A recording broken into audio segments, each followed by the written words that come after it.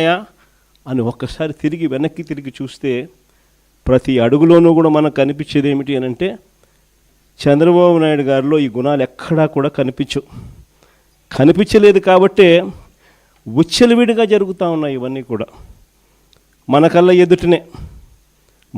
ఎదుటనే railway Koduru MLA ఆరవ శ్రీధర్ అత్యాచారం చేశారని ఆపై మోసం చేశారని బాధితురాలు నేరుగా స్వయంగా చంద్రబాబు నాయుడు గారికి ఫిర్యాదు చేస్తే ఈయన ఏం చేశాడు? కమిటీ అంట నో యాక్షన్. ఆయన పార్టీకి చెందిన మరో ఎమ్మెల్యే సత్యవీడు ఎమ్మెల్యే కోనేటి ఆదిమూలం ఒక మహిళ మీద దారుణమైన లైంగిక దాడికి పాల్పడితే ఈయనేం చేశాడు? పంచాయతీ చేసినాడు. No action. కేజీబీవీ మహిళా ప్రిన్సిపల్ మీద వేధింపులకు పాల్పడ్డ ఆముదాల వలస టీడీపీ ఎమ్మెల్యే కూన రవికుమార్ మీద ఏం యాక్షన్ తీసుకున్నాడు? No action.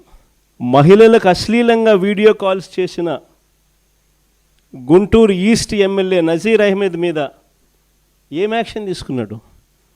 ఆ వీడియోలు వైరల్ అవుతూ ఉన్నాయి, కంటికి కనపడతా ఉన్నాయి.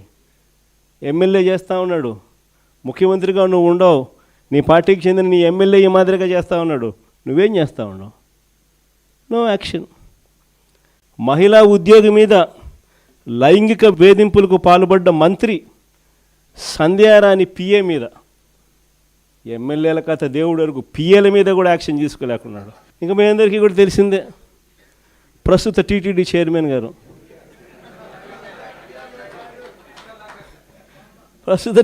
చైర్మన్ గారు ఆయననైతే ఒక మహిళను మోసం చేసి వీడియోతో ఫోటోలతో అడ్డంగా దొరికిపోయినా కూడా నో యాక్షన్.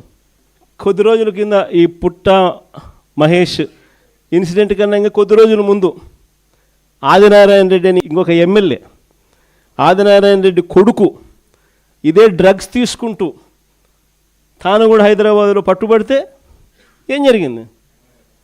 No action.